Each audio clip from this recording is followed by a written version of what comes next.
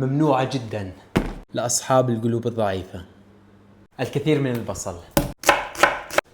هات الطنجرة والحقني. الكثير من زيت الزيتون. وأول ما يبلش يذوب البصل ضيف سماق، رشة فلفل أسود. هات الدجاج، زيت زيتون، عصير ليمون، فلفل أسود، ملح، البهارات السبعة، والسماق البلدي العجلوني. سماقات اليوم من متاجر الريحان. إذا حاب تحط هيل حط، إذا حاب تحط قرفة حط. وعلى الفرن. خلي الزيت يشرشر.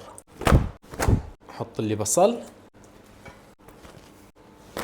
بصل ونحمرها بالفرن.